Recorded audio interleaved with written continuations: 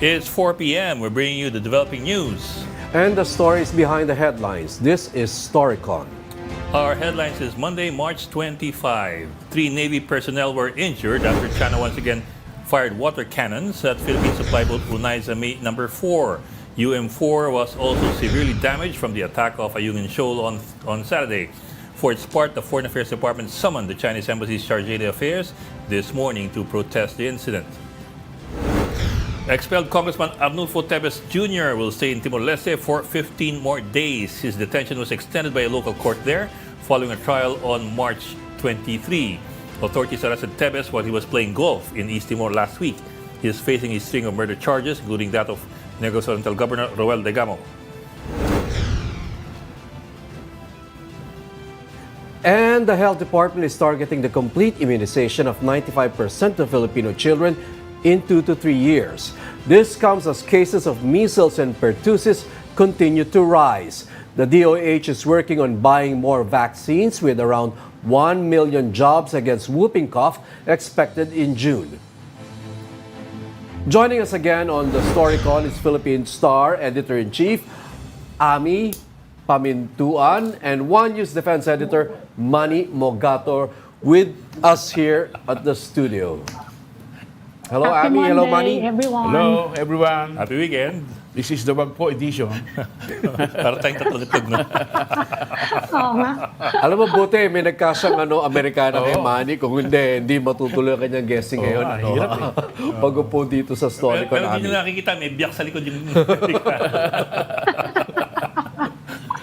Oo. Para magkasya. Sabi ko kasi kailangan, Manny, hindi pwede t-shirt, kailangan may Amerikana.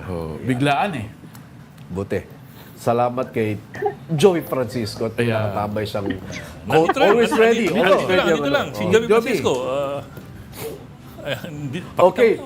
Ami, first question, as always, what's on the front pages of the Philippine Star? What will be the banner tomorrow? Puro mga follow-up ng yung mga introduction at the start of the show.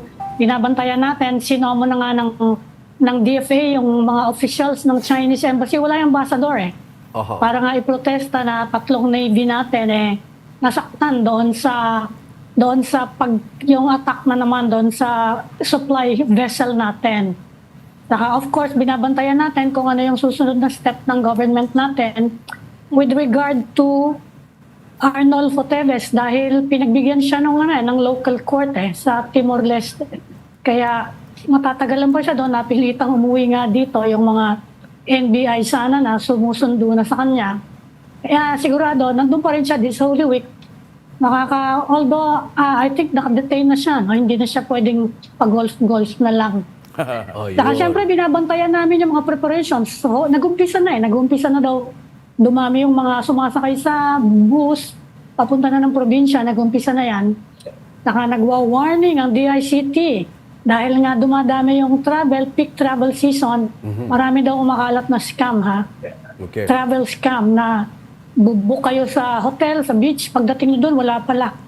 So ayan, mag-ingat mga tao. Okay, I'm wondering, is pertussis or whooping cough a big story for the Philippine Star? I mean, Yes, page although medyo dina-downplay naman ng DOH, mataas na talaga ang cases. Pero marami nang nagpa-vaccinate yata na bata, saka hindi naman daw nila gagawing mandatory yung masking, especially for children. Ewan ko lang sa mga schools, baka discretionary yun on the part of school administrators. So, medyo hindi pa naman ganun kalala. In this case, Kaya sabi nga encourage nga mga tao na magpa-vaccinate yung mga bata. Kasi meron namang, it's widely available, the vaccine. Yan, okay. Anyway, I think we can bring in right now our mobile journalist Marymon Reyes, who joined the government's maritime assessment trip to the West Philippine Sea. I think she probably spent how many days there embedded with the Philippine Coast Guard. Marymon? Marymon? Ay po, yes po. Yes, first question, Marymon. Nakabalik ka na ba? Where is your team now? Yes, currently sir, naiwan tayo dito sa Puerto Princesa, Palawan, and I'm currently queuing for my check-in baggage to Manila. Pabalik na. Balik na. Return flight. Okay. Manny, Ay, Merrimon, gusto ko lang malaman yung assessment na ginawa ng Coast Guard at ng UP Marine. Ano bang nakita dun sa Sandy Cay? Okay. Bali, sir, kasi since last year, meron tayong mga nakuhang reports na may presence of dead corals around Pag-asa Island, specifically rin sa mga sandy cays. So, nagkaroon dito ng point of realization, especially for the Philippine Coast Guard. And nasabi nga ni PCG spokesperson, Commodore J. Tariela, na there's this need to assess at a deeper scale, pero on a scientific basis ng ating mga aquatic marine resources. So, during the time na we stayed in Pag-asa Island, we had marine biologists and scientists, and they took a dive dun nga sa Sandy Cay. And currently, ang nakuha nating info is based muna sa observation ni Dr. Jonathan Anticamara from UP, based muna sa Sandy Cay 1 and 2, and mere observation nila is that yung itsura ng corals, yung size, yung color, yung component, yung haba nito, magkakaiba sila. If you're going to compare corals sa malalalim na parts of the ocean in comparison sa doon sa mabababaw, sa mga shallow areas around the sandy cays or around the island, magkakaiba ang itsura. Hindi siya kung ano yung common na nakikita na merong sobrang laki, merong sobrang liit, merong pebble-like. So, hindi consistent yung itsura ng corals. So there's this need to further assess kung ano ba yung factors causing the differences in the visual qualities. Okay. Yes. Merrimon, was it discussed with the group? What are the possible explanations for this? Bakit iba-iba yung coral? Bakit medyo mataas yung nakatambak na coral sa Sandy Cay? What are the possible explanations? Well, according to Dr. Jonathan, it's still difficult to point fingers in specifications kung ano yung causes. Pero we're looking at some angles. So one would be if this are caused by naturally occurring na situations, or if they are caused by human activities. Medyo nabanggit nga dito yung presence ng Chinese vessels around Pag-asa Island, if it's a factor to be considered. Pero sabi naman nila Commodore Tariela, hindi naman daw dapat maging political, pero it's possible that their illegal stay, long illegal stay around the islands is a probable cause kasi tinitingnan dito yung waste management ng vessels. And in return, kung hindi maayos yung management ng waste, may impacto sa marine biodiversity natin and para sa corals natin. Marami tinitingnang anggulo, pwede yung overfishing kasi under the water, kaunti lang ang biodiversity ng isda. Kung hindi kaunti ang biodiversity, maliliit lang ang isda. So even fishermen from Pag-asa Island had the same sentiments na lahat ng nakukuha nila from their fishing, maliliit lang ang itsura. Back to you, sir. Pero Merrimon, any indication of crushed corals in the area? Ibig sabihin, durog, which could indicate, for example, reclamation. I asked that kasi there were several articles in the past that stated na mukhang mas naging permanente yung above the water presence ng Sandy Cay magmula nung itayo yung artificial island sa Subi Reef, which is just 10 kilometers to the southwest of 10 nautical miles to the southwest of Sandy Cay. So, ang sabi ng iba, baka inagos o nadala. Iniambakan. Baka tinampakan. Yung ginamit na pang-reclaim doon sa Sandy Cay. Any indications of that?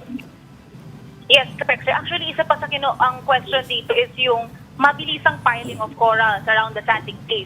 Hindi nga raw masabi kung tinatangay lang ba ito ng dagat or probable causes nito nga yung mga land reclamation na projects na kiniklaim ngang nakikita natin sa paligid ng Pag-asa Island. But then again, hindi pa tayo nagkakaroon ng specification since the results of the assessment would take weeks pa raw. Okay. And ang natignan pa lang natin was Sandy Cay 1 and 2, and then si 3 and 4 hindi na natin nasilip. So we're still keeping in touch with Dr. Jonathan. Okay, we're in the realm of speculation here, Merrimon. May tanong yung may report na meron daw Chinese helicopter na nag-shadow dun sa BFAR vessel. Tama ba yon? Yes, actually, the whole time na naglilibot kami sa Sandy Cay 1 and 2, naglilibot doon ang helicopter na to. So, mga 2 hours lang naglilibot, binabantayan nila kami, minamasid nila kami. And kasama din dyan yung China Coast Guard na nagkaroon nga ng dangerous maneuver. Muntik nga matamaan yung isang vessel na kasama natin. Oo nga, may marking ba yung helicopter kung ano man yon na to indicate kung ano kayang branch yun ng Chinese government? Hello po? O hindi pala mabasa. Baka hindi mabasa kung ano nakasulat. Mataas May masyado indication ba naman. kung anong branch ng service sa China yung helicopter? Coast Guard din ba nila yan? Air Force? O ano? Kasi usually hindi sila nagpapadala ng purely military na Walang mga isang dyan sa na-ident- South China Sea. Yes po, yung isang na-identify natin na copter na naglibot is yung PLA, People's Liberation Army Navy Helicopter. Okay. Yan yung isa Navy. sa mga nagbantay sa amin sa malayo. Ay, Ah, Mary Mon, military gaano ba pala kalaki siya. yung Sandy Cay na yan? May 1 hektarya ba yan? Maliit lang si Sandy Cay 1. Ang medyo naging hotspot nga na binabantayan ng China Coast Guard is the Sandy Cay 2. Yun yung hindi natin natungtungan Pero mas malaki si Sandy Cay 2 in comparison kay Sandy Cay 1. Yun nga lang, observation kay Sandy Cay 1, walang flora and fauna, buhangin lang, tsaka mga dead corals natin na nakikita doon. Okay. Oo, medyo maliit lang. The pictures we're seeing is that it's small. Ano bang tansya mo, Bok? Yes. How big is this? 240 square meters. 140 square meters. We're not even talking about a hectare or so here. But since we're in the realm of speculation, ang two possible theories, no, Bok, is that naanod from the construction in Subi Reef. That's one. The other one is hindi naanod pero tinambakan. Kasi from the videos that we're looking at, medyo mataas dun sa water level yung tambak ng mga dead corals. These are dead corals, no? Yes. Yeah. Okay. Gaano ba kalayo yung Sandy Cay sa Pag-asa? Pwede ba lakarin? Kung may isang buong araw ang lahat. Hindi, kung low tide. Kung low tide, kung low Kung tide. low tide. Okay. Kasi, joke ko sana na parang walking on water yan, pero... Pwede lang yan, kayo naman. Alam mo, mga 4 Pwede or 5 lang yan naman. kilometers ata yan Kasi nung nandiyan kami dati, Yan. low tide, pwede kang maglakad Ay, yun naman pala. Okay, tama siya. Okay. May mga 4 kilometers may- ata siya ang layo mula sa May parang Pag-asa. land bridge. Alam mo, remember, sinasabi nila dati daw, not too long ago, meron nga actually land bridge between China and the Philippines. Oo, kaya pala So kinikilig nila yan. baka nga pwede. Oo.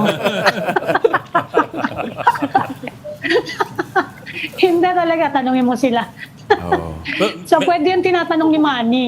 Oh, tsaka yung flora ng Vietnam, Aha. kaparehas nung nasa Palawan. Sa Palawan. Oo, kaya parang talagang dati close sila. Oo. Konti lang, probinsya na tayo ng China na. Loko Manny, may epekto yan sa mga continental shelf natin, Yan. saka mga Oo. territorial claims dyan sa tubig. Ayan. Yung mga ganyan. Oh, pero malayo- Merong ganyan malayo study China. actually Okay. Kaya daw Meron- napaka-complicated niyang pag-determine ng continental shelf. Meron sa Precisely panghirap, because of no? those old connections sa ilalim. Meron mo na pag-uusapan ba kung anong balak nilang gawin sa Sandy Cay? Kasi I think as early as 2020, politically, inako ng Kalayaan Island, ng Kalayaan Municipality. Gusto At natin. binigyan pa ng pangalan yan ng Kalayaan Municipality, yung Sandy Cay 1 and 2. Pero siyempre, wala namang nakatayo dyan dahil chorus lang, nakabuhangin Oh, May tsaka- balak na silang dyan. Nung panahon ni Defense Secretary Lorenzana, gusto lang tauhan niya Tauhan. ng Philippine Marines. May indikasyon ba na binigay sila kung balak nilang lagyan ng Outpost. observation post, outpost, Lighthouse. security guard na may logbook o anuman? Well, actually, sa ngayon kasi, nabanggit ni Commodore Dariela, ayaw niya muna maging political yung conversation tungkol na dito kay Pag-asa Island and kanilang Sandy Cay. So, what they're waiting for is the results nitong resource assessment, and then they'll go from there. Kung anong developments yung kailangan, what necessary steps they should take para nga mabuhay daw itong ating marine biodiversity. Pero with regards to other aspects related to it, medyo tikumpa yung bibig ng PCG. Okay. Bok, ako lang, last. Merymon, Sige, Bok, go ahead. Merymon, nandiyan ka na rin lang sa Palawan Meron pa ba kayong ibang tiningnan dyan na lugar? Kasi meron ding mga report dyan na bagsak na daw yung ating yung crocodile population Meron diyang Crocodile farm. reservation ng crocodiles Meron ba kayong ganong tiningnan dyan? Saka kumusta yung marami bang tao? You're in the airport already. Tourism, Meron ako maraming one of the buhay, top tourism destinations yan Yes po. Actually, yung pagdating nga dyan sa Crocodile Farm, hindi na natin naabutan pero sisilipin natin sila dapat. Pero nakapunta tayo sa Butterfly Garden and yung sa tribal venue nga dito, meron pa naman tayo nakikitang saltwater crocodile. Yun nga lang daw, nag-iingat na sila dito kasi medyo nahihirapan ng buhayin ang ating mga animals, lalong-lalo na yung mga endangered species or they are very prone to losing their population na dito. Pero bukod pa dyan, nakatry tayo ng tamilok or yung mga nakuha nga na parang uod sa mga masarap? mangroves. Yung ano yun, yung sa mangrove. Masarap, masarap. Yes.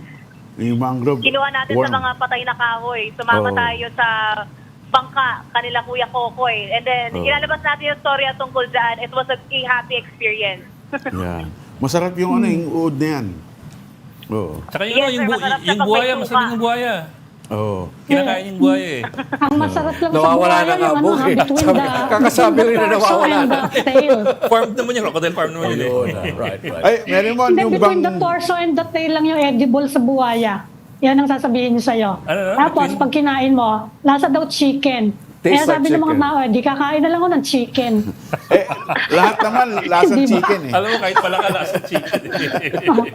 Kahit nga bayawak, lasang chicken eh. Ay, Malangsa lang. Meron mo, yung bang ginagawang Ah, sabi marine research assessment dyan sa San Decay, preparation ba yan sa pag-file ng case natin against China sa environmental destruction? Well, it's potentially isa yan sa magiging usapan. Kasi nga sabi ni Commodore Dariela, importante nga yung pag-establish na sovereignty din dito sa Sandy Cay. Lalo na nag-aagawan na tayo sa West Philippine Sea, sa Kalayaan Group of Islands. Pero this time, we're doing it in a scientific way muna daw. Pero yun nga, Okay. political things set aside muna. Yan ba ang lumalabas sa purpose ng maritime assessment Oh, of the money is to build a different case. This time it's for different case, environment, right? Kasi yung Pero- sa Binasol, ganun din eh. Pero remember, nag-file na ng environmental case noon sila, Copy sila natin, Albert Del Rosario and Conchita Conchita. Carpio Morales against Xi Jinping mismo. Mukhang na-dismiss, hindi ba? Hindi siya, walang nangyari. Kasi wala pa ng evidence. Mukhang Ito na-dismiss. kaya ngayon, kumukuha ng evidence. Siguro, oo. Well, today, ang sabi, related to that, sabi ni Defense Secretary Gilbert Chodoro sa China di umakyat din kayo sa arbitration kung gusto nyo. Oo. So, yan, hinihintay pa namin ang reaction dyan ng Beijing sa sinabi niya. Ayan. Okay. Marymon Reyes, maraming salamat. Thank you, Marymon. Thank you. Ingat ka pabalik. Okay, tapos Marymon Reyes, our mobile journal of 1PH and 1 News, who joined the Philippine Coast Guard's maritime research Research. assessment Assessment. in the West Philippine Sea. Okay. Nakita niyo yung video ng yung sa Unay sa May? Talagang, kala ko, talagang palulubugin eh. Oo. Hindi lang yun. Ibang insidente naman yun. Oo, In a ibang different insidente yun, spot, Scarborough in a yun. different Sorry, totally place Sa Ayungin. Ayungin. within the West Philippine Sea. It's So, far from Iba yan. Pag-asa. Yan. Ito, we're looking at pictures where medyo what the Philippine Coast Guard calls dangerous Dangerous maneuvers by the Chinese Coast Guard. Parang it's a blocking action on the Onaiza May. Right? So makita mo the supply boat, the Philippine supply boat is not moving and there's some aggressive action by the Chinese Coast Guard. Ito rin yung same boat na nasira yung windshield nung winater cannon ng March 5. Oo. But may interesting portion ng video kung saan habang wina-water cannon sila from both sides, I think from fore and aft, may isang crewman ng Unaiza May na lumitaw dun sa bridge, sa left side ng bridge, nagwawagayway ng puting tela. Signifying Hindi nga alam eh. Pero yung appearance nun was at parang suho na o tama na, ganoon. Nasa bridge window siya, ginagano niya yung telang puti. It's Coast Guard video actually, pero pag So all these videos come from the same incident over the weekend? Yes. Okay. Yeah. Bigyan ng AFP, no? Yung logo ng Armed Forces of the Philippines. But Manny, do we know why it seems that napapadalas itong resupply mission to BRP Sierra Madre? Kasi inaayos daw yung Sierra Madre. Inayos. Inaayos. So it has been increasing in frequency. Oo, kasi yung, dati, yung supply. Dati every 3 months, tapos naging monthly, ngayon, twice a month na. Okay. And that Pero was, hindi pa kaya lang mukhang madalas dahil sinasama na media ngayon. Oo. Matagal na naman yata, di ba, na talaga nagre-resupply eh. Hindi, matagal dati na. kasi, Diba? every 3 months, dati. So ngayon, Every linggo-linggo. 3 months lang. Ngayon, twice a month na. Twice a month. Twice a month, oo. So from every 3 Meron months, tayo once ngayong in 3 months joint to twice a month. exercises Coast Guard, but with the Indian Coast Guard. Saka ang purpose, ang official purpose is joint cooperation to contain oil spills. So ayan, mga bago nating partnerships. Yeah. Bok, I'm sorry for Coordination. sorry for bringing in, pero kasi we might lose our guest eh. He's already on the line. We have to shift gears Sige. quickly lang. Si Attorney Ferdinand Topacio, abogado ni Congressman Arnulfo Teves Jr. Sir. Okay. Yes, sir. Sir, magandang hapon. Thank you for joining us. Yes, sir. Good afternoon po, and greetings from the Garden City of Singapore. Ay, Hoy! Oh, wow. wow. sir, banta sa Singapore kayo. Ba't wala kayo sa Timor-Leste? Connecting flight sa Timor-Leste yan. Oo. Okay. Connecting siya. Sir, ano latest sa ano kay Congressman Teves. Congressman Teves. Actually, wala pa po akong update. I would presume that the trial is still ongoing because the legal team usually updates me kapag tapos ng trial at binibigay sa amin yung latest developments. Okay. Attorney Topacio, are you headed towards Timor-Leste or the Singapore trip is totally unrelated? It's totally unrelated. It's for health reasons. Okay. Although I may plausibly take a flight from Singapore to Dili, it's one of the routes available going to Timor-Leste. Pero Dili ko pa alam ngayon eh. Okay. Attorney Topacio. Sinabi nyo over the weekend na baka you might go to the UN human rights body para questionin yung prosecution, which you describe as persecution of your client, si former Congressman Teves. Seryoso ba kayo ngayon? Seryoso ba kayo dyan sa sinabi ninyo? Actually, Boss Ma'am Amy, ang nagbungkahi po niyan ay yung isang abogado po sa Timor-Leste. He's a former Minister of Justice and he's a recognized expert in international human rights. His name is Minister Tiago Sarmento. He was the one who said that they are seriously considering the possibility of bringing the case to the United Nations Commission on Human Rights. May sagot dyan, attorney, ang DOJ, we do not recognize or acknowledge any camp that refuses to go through our own justice system. Ano po masasabi ninyo doon? Well, I think DOJ, anong kampa pinagsasabi nila? Kami ay nakilahok sa lahat ng hearings ng Department of Justice. So I think Boying Remilia is just talking through his hat. Well, si spokesman Miko Clavano sabi niya, the brutal crimes happened here in the Philippines. The families of the victims are here in the Philippines. So we want justice to be served here in the Philippines. Ano po yung reaction niyo doon? Oh, well, then they should have the trial in the Philippines. I do not know where that guy is coming from. Kasi his comments are neither here nor there. The alleged perpetrator is in Timor-Leste and the trial is going on in Timor-Leste. So what the hell is he talking about? Alam niyo, matalinhaga yung si Clavano from the beginning. Pero kaya nga, di ba, they're trying to get jurisdiction over your client dito sa Pilipinas. Kaya nga gusto na nilang kunin para maumpisa na daw yung trial.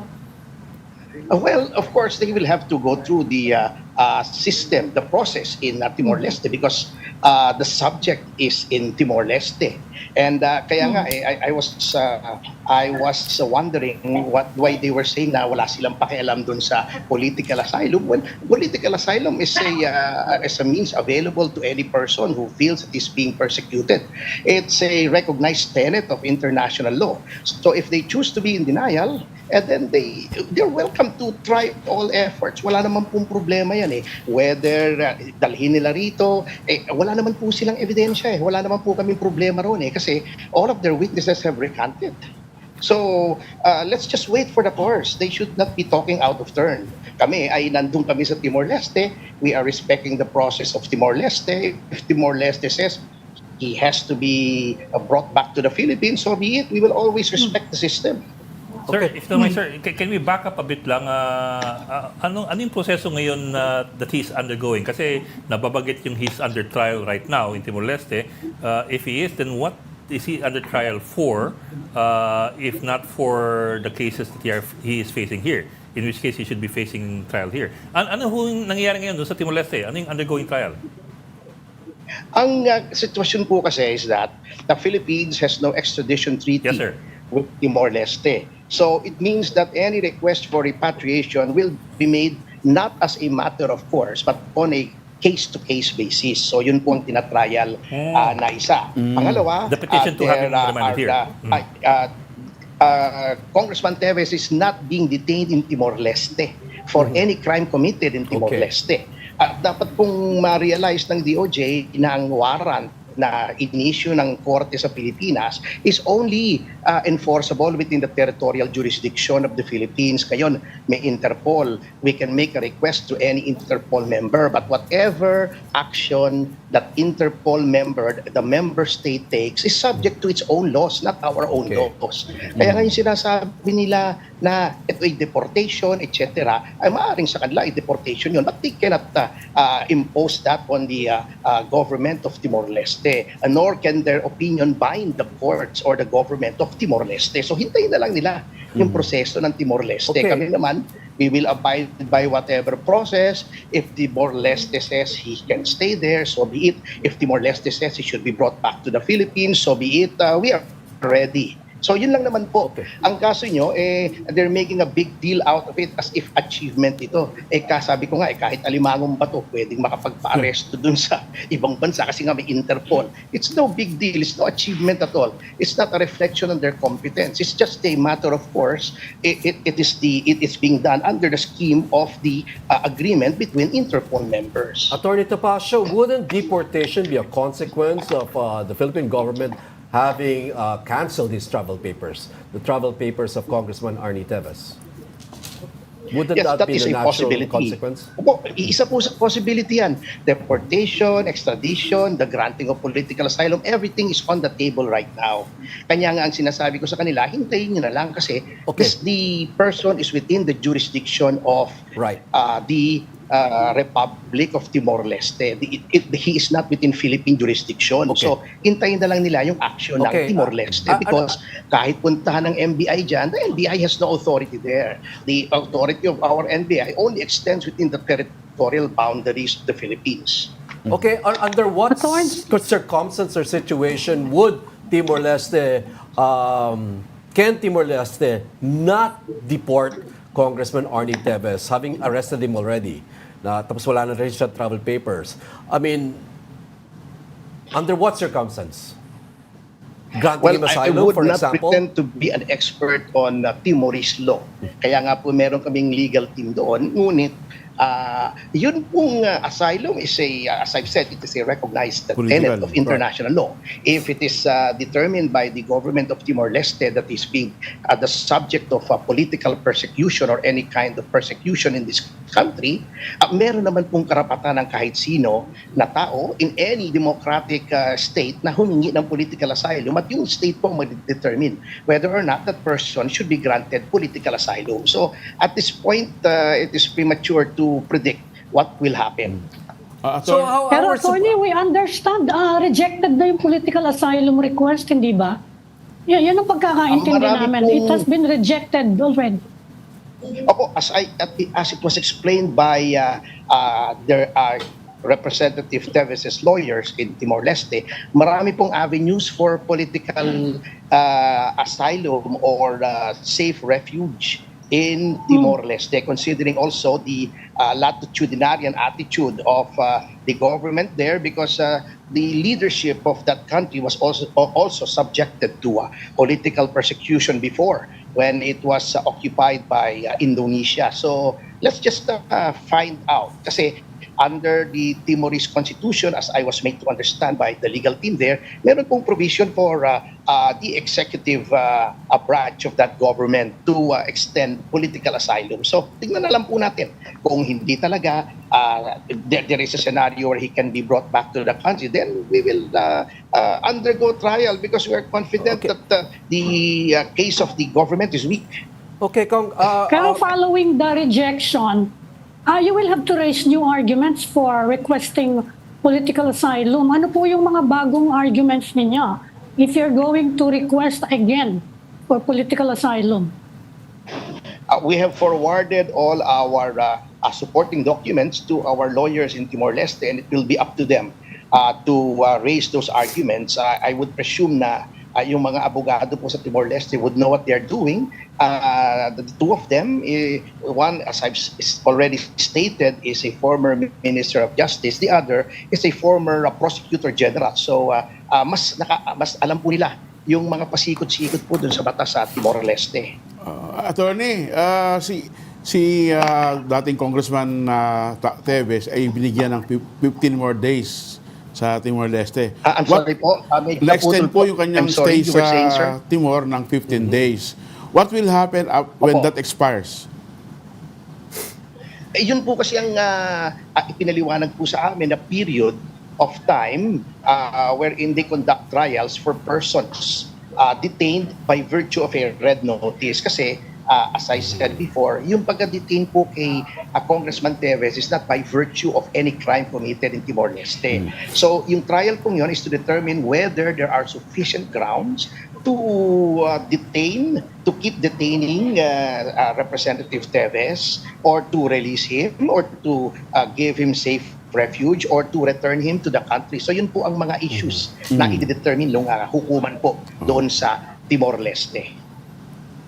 Okay, alam niyo po, attorney, itong Timor-Leste ay nag-a-apply ng membership sa ASEAN, no? Kasi observer status lang. Baka i-dangle ng Pilipinas na susuportahan namin ng membership niyo, bigay niyo lang sa amin si Arnie Teves. Political na po yun. Labas na po kami ron. Ang aming decision dito ay judicial, and under the constitution naman po ng Timor-Leste, parang sa atin, the judiciary is independent of the executive. So, siguro naman kung hindi naman magkakanda leste-leste yan dahil lamang dun sa proposed membership ng Timor-Leste. Attorney, nasa na ngayon yung client niyo? Is he still detained? Where is he detained right now? Nilipat na ba siya or nasan siya ngayon? He is detained po. Yung 48 hours po na dinitain siya noong law enforcement agencies, nag-end na po yun a few days ago, and now his custody has been transferred to the judiciary. Kasi yung mga humuli po sa kanya, sa executive branch po yan, parang sa atin, di ba, ang police ay under the executive branch. Ngayon po, i-turn over na po siya sa judicial custody, and the court of first instance of Timor-Leste now has full control over his place of detention as well as the conditions of his detention. So saan po yung detention na yon? Saan po yon? Saan siya ngayon nakadetain? Hindi ko po alam kung saan siya nakadetain, kung saan po inutos ng korte. He is subject to the disposition of the court at this point. I will try to find out po para report ko po sa inyo po.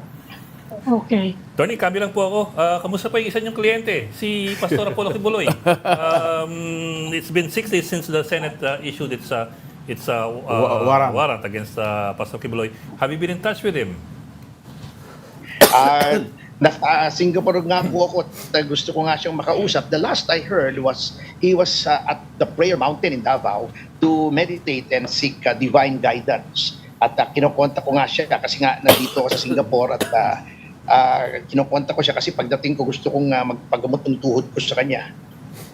Pero sir, may pag-usapan ba kayo with Pastor Quiboloy or any of his people as to whether or not he's going to allow himself to be put under custody either of the House or the Senate? Kasi ngayon you have both chambers with warrants. Parang hinahabol. Ang actually po nag-division of labor kami diyan. Ang alam ko po ay ako po yung in charge dun sa congressional Sa House po. hearing. Dun sa Senate po ay si Attorney Elvis Balayan. At ang pagkaintindi ko po from the latest pronouncement of Vice Chair Johnny Pimentel of the Committee on Surigao. Franchise ay ano po, parang sinasabi niyang moot and academic na daw yung warrant nila sa House of Representatives dahil meron na daw ang Senado. And now, with respect to the steps being undertaken regarding the warrant of arrest issued by Senate President Zubiri, I think Attorney Elvis Balayan would be in a better position to answer that question po. Madaling kausap naman po yung si Elvis, Attorney Elvis you can't help falling in love with him.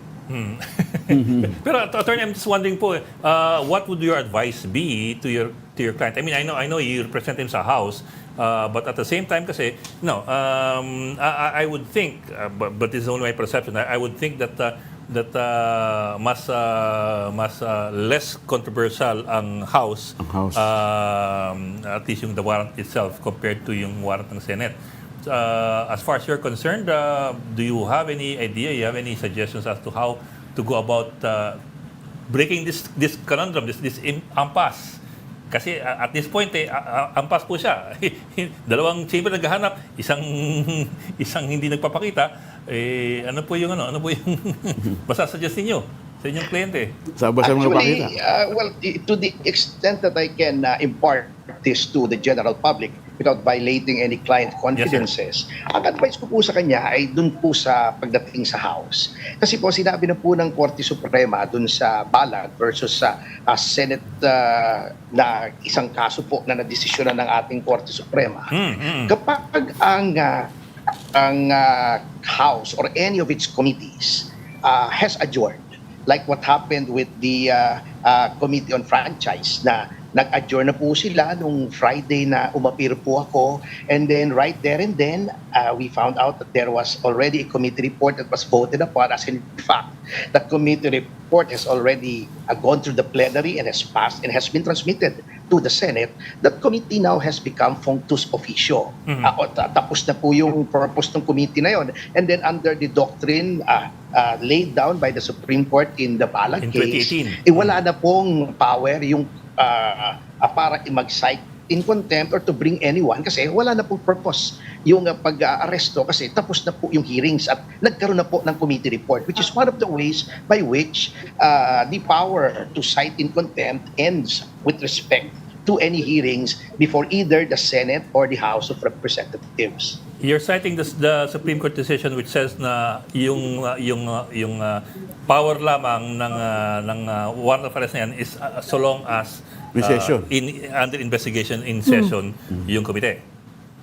Opo, nag-adjourn na po yung committee. That was very clear. That is beyond question na nag-adjourn sila kasi as in fact, nagkaroon na nga po sila ng committee report. Kasi yun po ang steps doon . You hold the hearing and then you adjourn for the committee report. In fact, under the House rules, you have 15 days. Pero ito, pagka-adjourn within 5 minutes, may committee report na. At ang committee report ay i-report out na sa plenary. And lately, very recently, ay pinagbotohan na nga po at may 8 yata na hindi bumoto in favor, the rest voted for it at na-transmit na po sa Senado. So what would be the purpose of bringing Pastor Quiboloy before the House Committee when the House Committee had already terminated its hearings and had come out with its own findings? So you're saying lusaw na yung Academic. warrant. Parang academic. Di ba? May decisioning House of Representatives, right? O pinasa na sa Senado Opo, that much was conceded by Vice Chairman Johnny Pimentel when he said that the order of contempt and the corresponding directive to the House Sergeant at Arms to bring Pastor Quiboloy before the House has become moot and academic considering na may Senate warrant naman daw. At even before that, sinabi naman nila na kung sabay yung warrant, ay they will defer to the Senate and deliver him to the Senate. So I don't think the House has any more interest in taking Pastor Quiboloy into custody based on these recent pronouncements. Attorney Topacio, is this being communicated to the House of Representatives? This position of yours? Yes po. Yes And- po, we have written a letter the Monday after the last hearing. I think it was the 15th when we wrote a letter Okay. to the House Committee. Has the House wala pa po replied? kaming sagot kasi nung hinihingi kami ng sagot, nasa Europa po yata si Chairman Gaston Bunting. Okay. Pumiyahe na po, kaya hindi pa po nasasagot. Okay. Ayun. Okay, but of At course, attorney, meron Attorney kayong Topacio. arrangement Pastor Quiboloy has an arrangement with former President Rodrigo Duterte na magiging administrator si Duterte kapag hindi na pwedeng mag-in charge si pastor doon sa Kingdom of Jesus Christ. Ngayon merong arrest warrant, standing yung sa Senate. Matitrigger ba yon yung arrangement na yon? Actually, Boss Amy, to correct the misconception, si Pastor Quiboloy po no longer has anything to do with running the day-to-day affairs of the Kingdom of Jesus Christ. At 2022 pa po ay ang executive pastor na ay si Pastor Marlon Acobo. So, yun pong pagiging administrador ni Presidente Duterte ay contingent upon the present leadership not being able to fulfill the administrative duties pertinent to a corporation soul, which is the Kingdom of Jesus Christ. Sapagkat ang Kingdom of Jesus Christ po is a well-organized religion, it is a hierarchy, it has well-defined rules of succession, and it is a corporation soul that does its temporal businesses under Section 170 of the Revised Corporation Code. So, may mga alituntunin po yan. This is just a contingency in case something happens to the present leadership. Mukhang walang mangyayari yan, attorney. Wala naman silang arrest warrant eh. O nga po, Di ba? kanya nga po, I don't know why there was a big to-do about designating President Duterte as a contingent administrator of the Kingdom of Jesus Christ. Si Pangulo Duterte po ba ay Okay. member ng kay OJC? Ano? Opo. Ha? That's news. Hindi nga, sir. Member Member si Tati Digo? Hindi po. I think, Ay, ang pag-alam ko kay Presidente Duterte, well, from what I know, I don't know him that well, is that he is a non-practicing Catholic yata or a lapsed Catholic. I really don't know, but he is not a member of the Kingdom of Jesus Christ Okay. po. As far as I know, I could be wrong, of course, but I don't think so. Okay. Kala ko member kasi Okay. in-appoint na administrator eh. Well, as far as I know, to quote the immortal words of President Ferdinand Marcos Sr., if I'm not mistaken, I am correct. Sir, sinabi ko talaga yan. Ano yun? Okay. Ano ba? Meron ba? Okay. Okay na. Okay na? Kaya mo? Okay na. Okay. Sir, maraming salamat for joining us this afternoon. Always a pleasure to talk to you. Thank you, Yes, attorney. always a Thank you, pleasure. Attorney. Besides, I cannot refuse you eh. Nandyan yung boss ko eh. Paano ako tatanggi dyan? Attorney, baka makarating ka sa Dili, ha? Kontakin mo naman kami. I-alert mo naman kami, baka bigla kang makarating sa Dili. Baka may mangyari doon. Hindi pa sa karon. Dili pa. Ano yun? Dili Hindi pa. pa karon. Not now. Not now. Not now. Okay. Sige. Thank you, attorney, ha? Thank you very much and God bless po. Thank you. Thank you, sir. Okay, that was Attorney Ferdinand Topacio, counsel to Congressman Arnie Teves and also to Pastor Apollo Quiboloy.